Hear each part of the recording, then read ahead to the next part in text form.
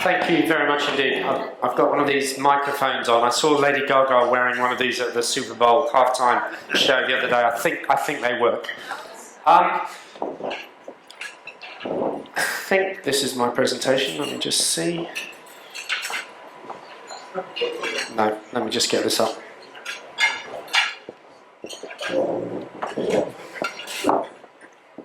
Is that up on the screen?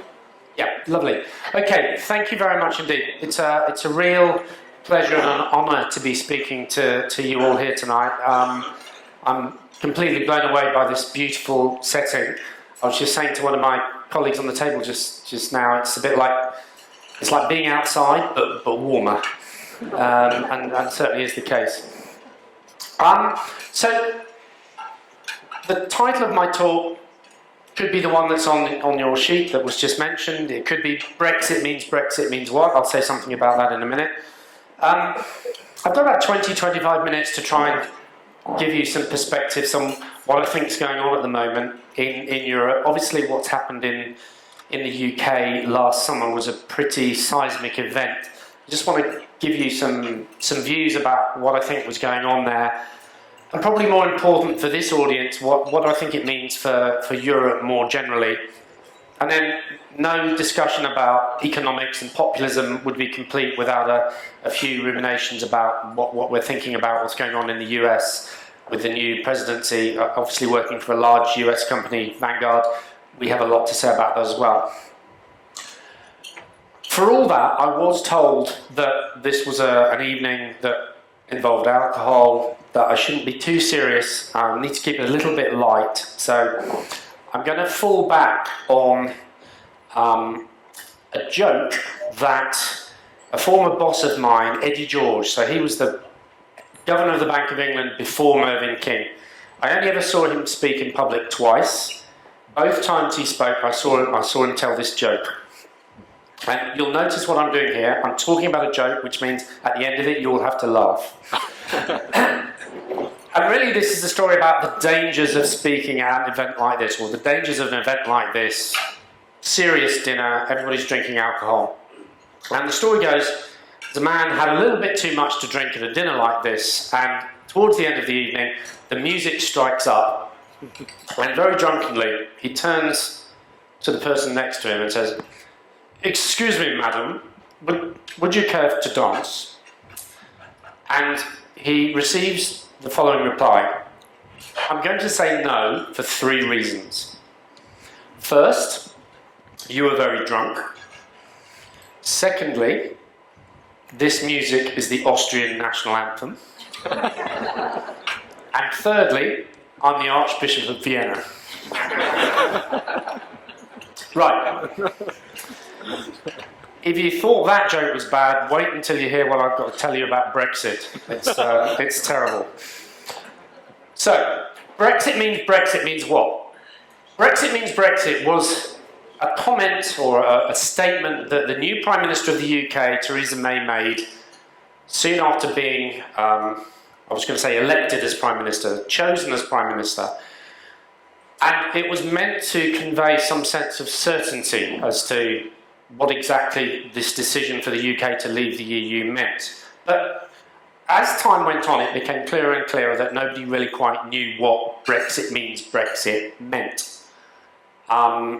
And 6 months on, I think we're getting a little bit more clarity, and I'm going to say something about that in a second. But let's go back to the beginning and have a think about what those damned economists were saying about what the implications of Brexit was going to be. Because economists like myself have had a bit of a bad time over the last few years. They've completely failed to predict the financial crisis.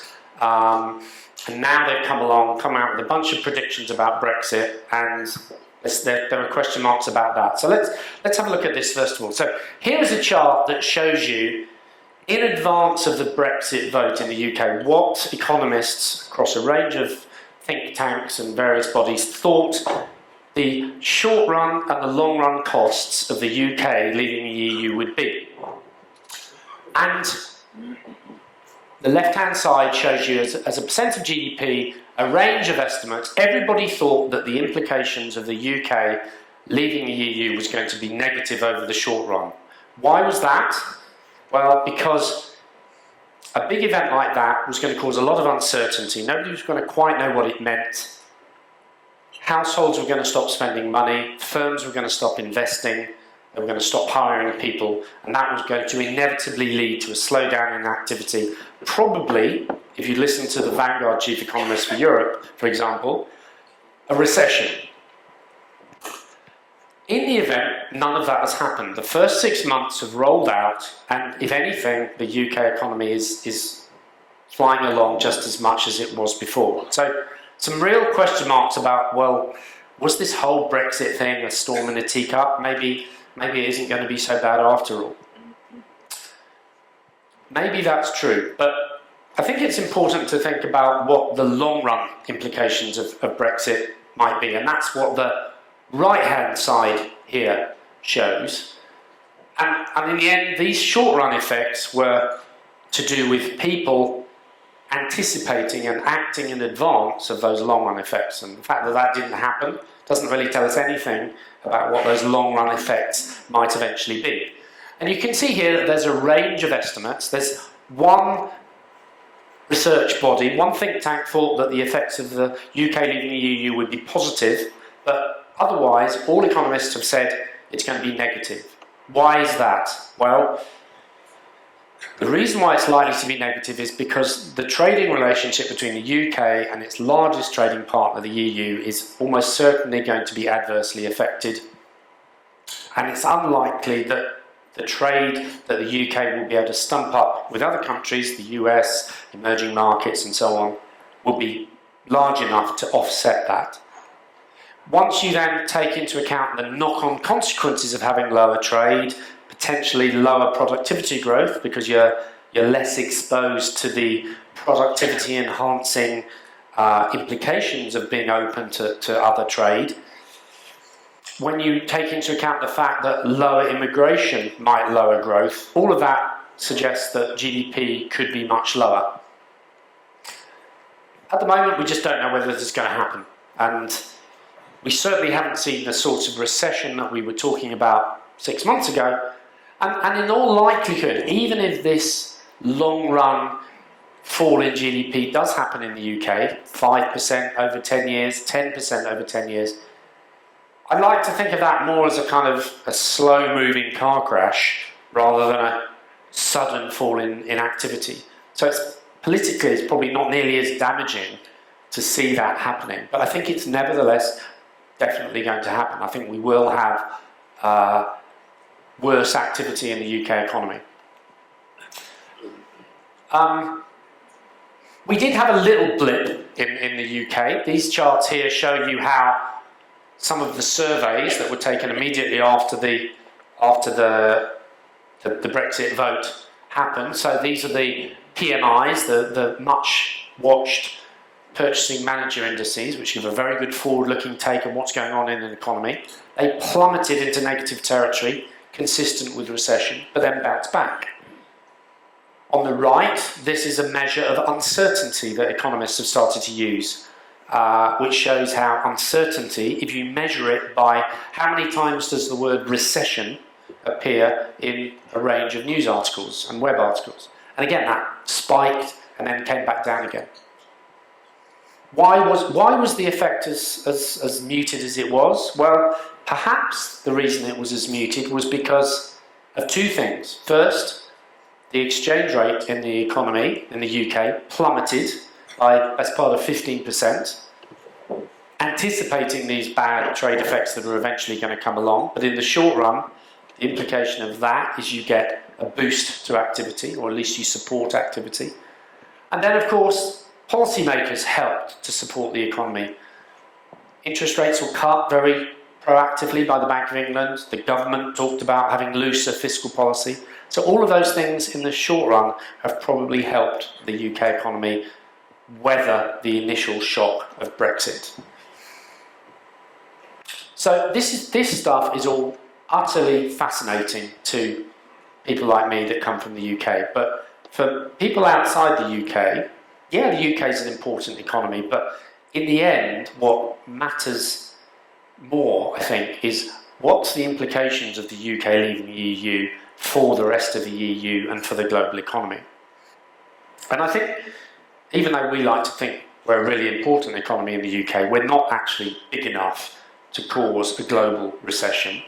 But what could happen is if the UK leaving the EU then caused other economies in the European Union to leave, then that could set in train a series of events that could certainly cause a renewed global downturn and a European downturn, rather like we saw during the sovereign debt crisis.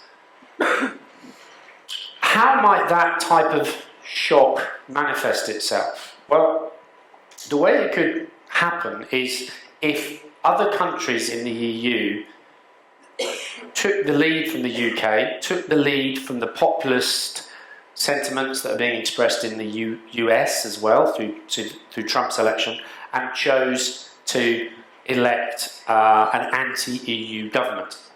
So what this chart shows is how, in a range of countries across the EU, there has been a rise in populist anti-EU sentiment. And it's a bit of an art form as to how you define an anti-EU populist party. So we've broken it down into what we call soft and hard anti-EU parties. But however you do it, there's no doubt that there are countries, not just the likes of Greece, who have, let's face it, been under the cosh over the last few years because of the austerity that they've needed to undertake to stay inside the European Union and the euro area, but other seriously large countries in the EU, France, Italy, even to an extent Germany, anti-EU sentiment is rising. Fine, that's interesting, but it really only matters if those sentiments can translate into a political party gaining enough power to do something about it and actually precipitate a country leaving. How could that happen? Well, these are the big events coming up over the next year, where we've got the Dutch general election coming up next month. There's a populist anti-EU party that could certainly, anti-immigration party that could certainly garner some votes. Probably not important enough to bring the government down or to gain significant power. Yes, at the end of the year in Germany, the AfD are starting to gain power as well. But the one country, Italy as well, Italy's been rocked by various crises around the constitutional crisis.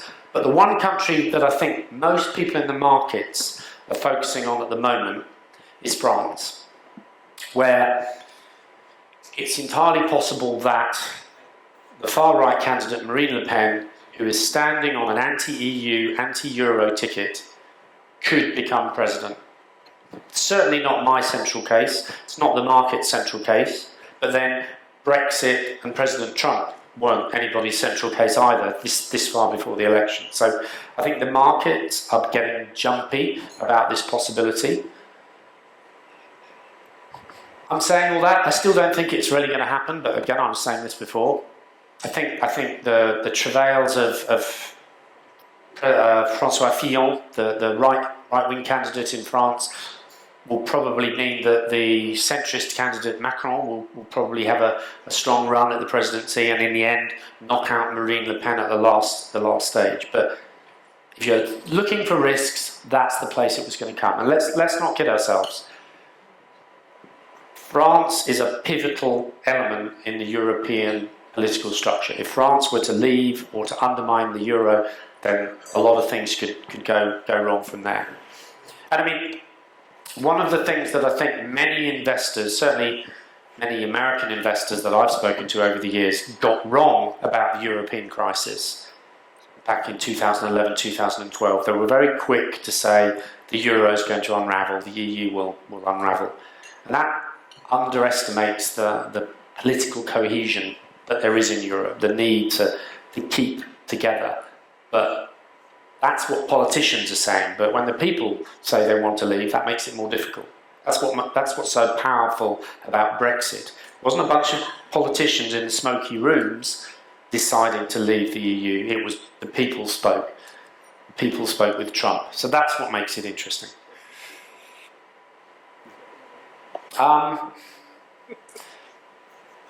Meanwhile, in Europe, things are kind of, relatively speaking, the situation in Europe economically is actually not going too badly. Yes, this is a chart of GDP, and it's worth remembering that GDP in the euro area is still only just above the level it was at the beginning of the financial crisis in 2007, which is a pretty shocking performance. You know, if you compare that with the US, that's probably 10% higher than its pre-crisis level.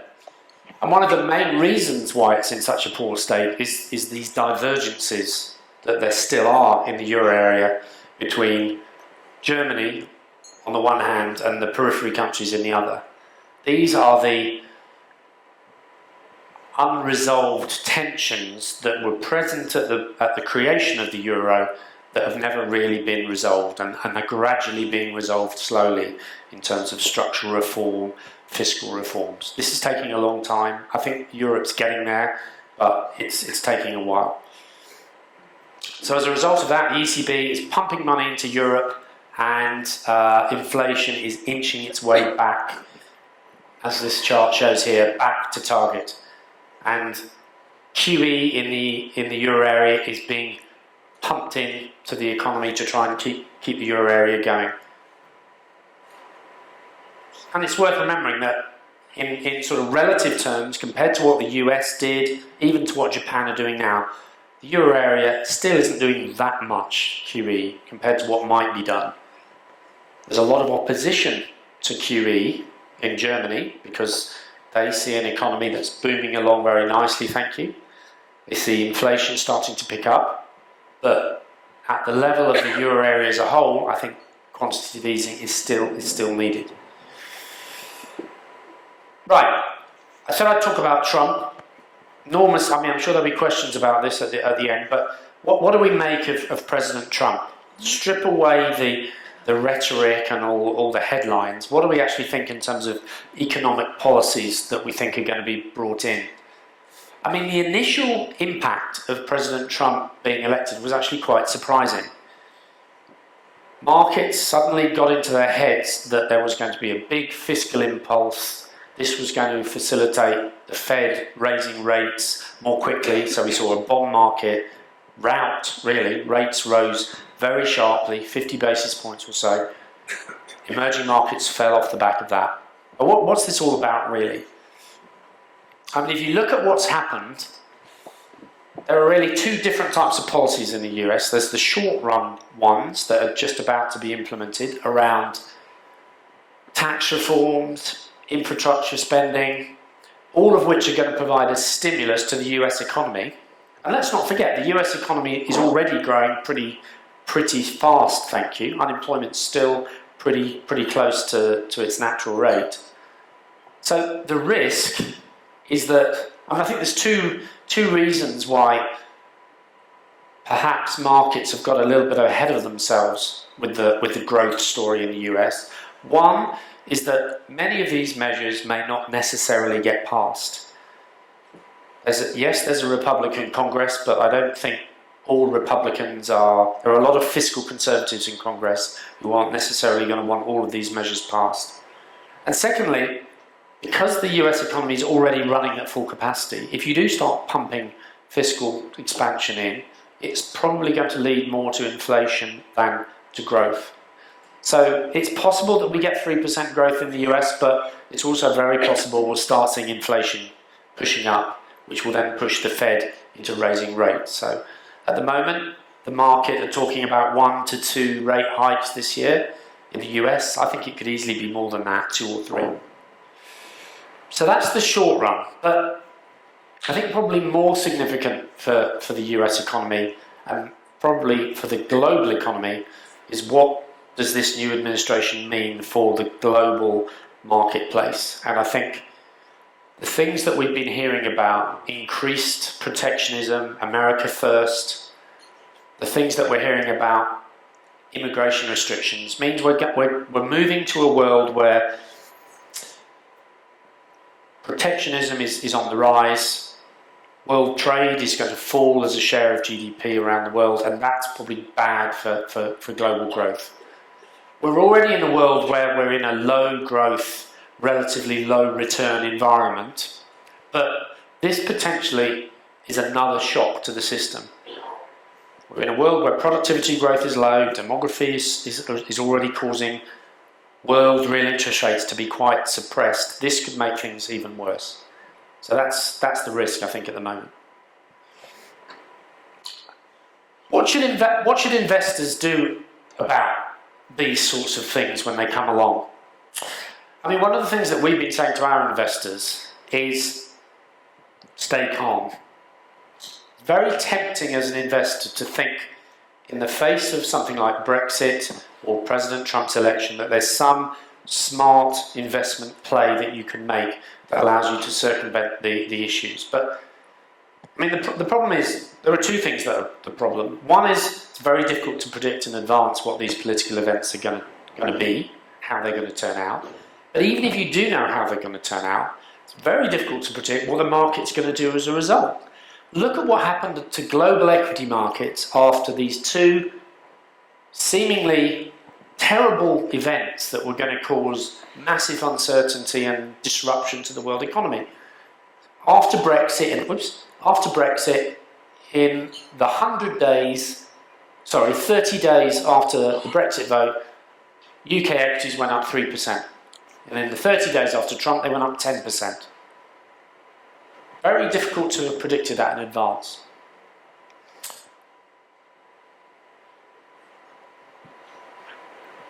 So I'm going to leave you with this chart, which is what we sometimes call it at Vanguard the periodic table chart, or the jelly bean chart, which is a chart which each year puts in order what asset class, in terms of European equities, US equities, growth, small cap, bonds, and so on, what asset class performed the best and what performed the worst, and you put it in order. And what this shows is how difficult it is to predict in advance which is going to be the asset class that's going to outperform. People like to talk about, emerging markets as the place to go, and there'll be certainly years when emerging markets have shot the lights out in this chart. But then there are others. Actually, where are we? Emerging markets down the bottom here. So they're either at the top or at the bottom. The challenge for active investors, for tactical asset allocators, is to pick this. Good luck with that. Very difficult. So I can stand up here and talk to you about how I think the global economy is playing out, what the big challenges are, but translating that into actionable, active, tactical tilts is not very easy. So those of you that are out there that are trying to do that, good luck. But if you're sitting out there as an investor, I think you need to be very careful about how confident you can be about some of these positioning plays. And let me finish. Politics is a very important driver of markets, and investors may be tempted to try and time these markets in advance, but it's actually very challenging to do that. You might think that you'd be able to do it, but in the end, it's not always as easy as it sounds. The one thing that we at Vanguard spend a lot of time talking to clients about is low cost is one of the really important elements of any investment strategy, because there's a lot of things that you have to take into account when you're investing, but there's only one element of your investment decision that you know in advance, and that's how much you have to pay for that investment. And so the evidence that we've seen suggests that low cost investing, whether you're talking about passive or active, tends to perform better than high cost active. It sounds obvious, but it's surprisingly powerful. Thank you very much, and please enjoy the rest of the evening.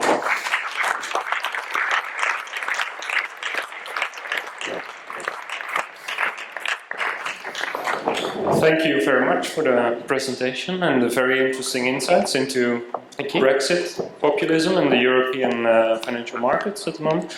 To start off the Q&A and to give everyone a little bit of time to come up with the best question you can possibly ask, there's a microphone running through the audience, so if you raise your hand, the microphone will definitely get to you. I will kick off with the first question. You discussed the periphery versus the central or German area economic development. What do you see necessary for countries like Portugal, Spain, Italy, Greece in order to get the wheel moving again, to get the growth back and to get the youth employment up again? Well, I think the policies are gradually being put in place in many of those countries. I think the first 10 years of the euro area experience, 1999 to 2000 and beyond then, up to the sovereign crisis, we saw a period where those countries were relying on excessive fiscal spending. They let their inflation rates, it was the first time they'd ever really lived with low interest rates, so their inflation rates far outstripped those inflation rates in the core, and that meant they became reliant on artificial forms of spending and they became very uncompetitive. And so I think the policies that have been put in place, fiscal tightening of the belts and structural reforms to try and get those economies round, are the right things to do. I think the difficulty for those economies is that the speed at which some of those measures have been put in place have been pretty painful, and that's where the political strains have really been shown. But broadly speaking, I think the policies that are in place are the right ones, but people shouldn't be impatient about how long it's going to take before they bear fruit. It's not going to be a quick win. Any questions from the floor? I see a couple of hands. There's one back there and then one right here.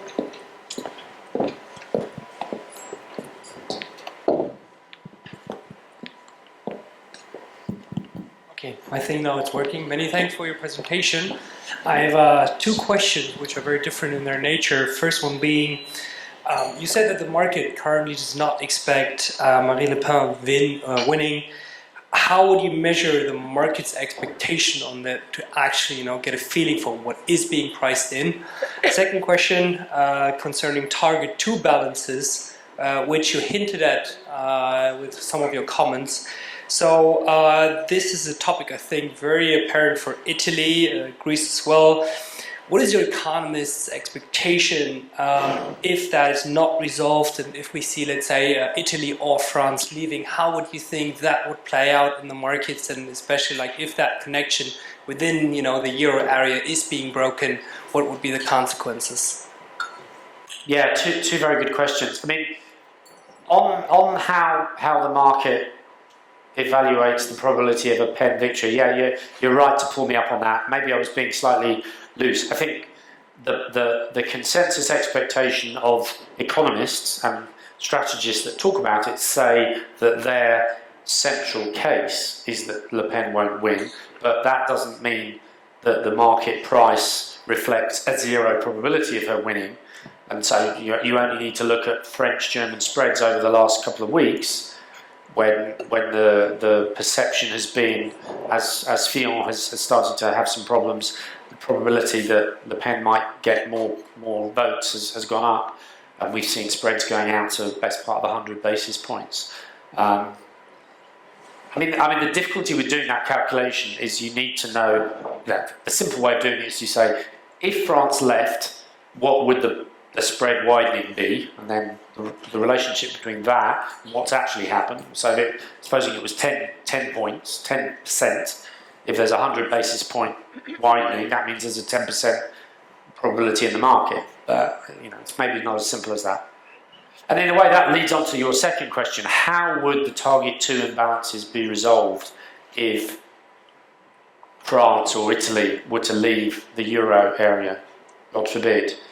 And in many ways, I don't think there's a simple answer to that. I mean, in many ways, it's the same kind of question that the EU 27 are now having to confront with the UK.